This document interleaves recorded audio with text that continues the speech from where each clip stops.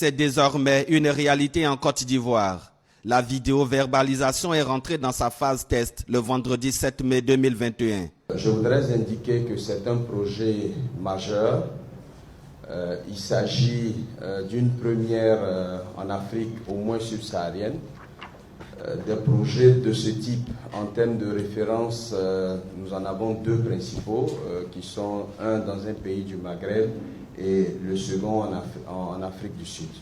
Au cours d'une conférence de presse qu'il a animée le lundi 10 mai 2021, Koné Ibrahim, directeur général d'Equipux, Centre de gestion du transport intelligent, a expliqué ce à quoi va servir concrètement ce système. Il s'agit essentiellement, pour ce qui nous concerne, d'un dispositif qui va nous permettre de gérer la sécurité routière, de gérer automatiquement les infractions au code de la route ainsi que les amendes liées à ces contraventions et de réguler les trafics et les transports collectifs.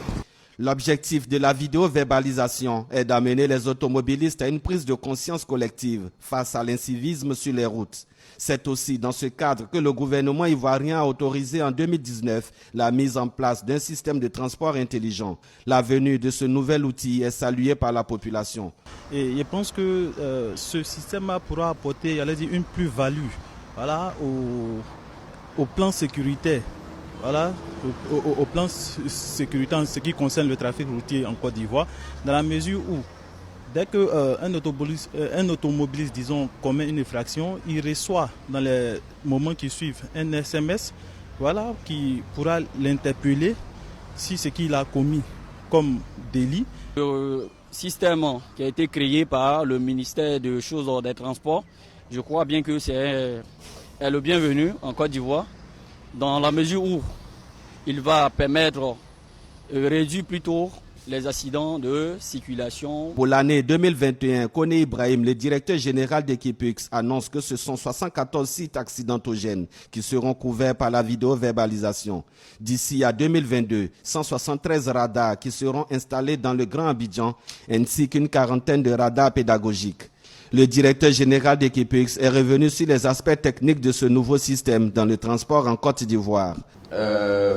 Très simplement, nous avons un certain nombre de dispositifs sur la voie publique qui permettent donc de détecter électroniquement les infractions au code de la route.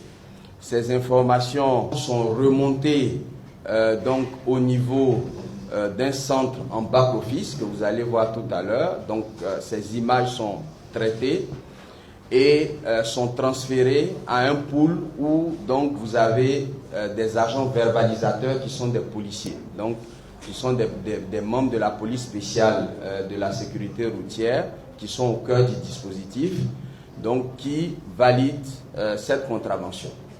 La phase test de la vidéo-verbalisation durera 3 mois, après quoi les autorités passeront à la phase active.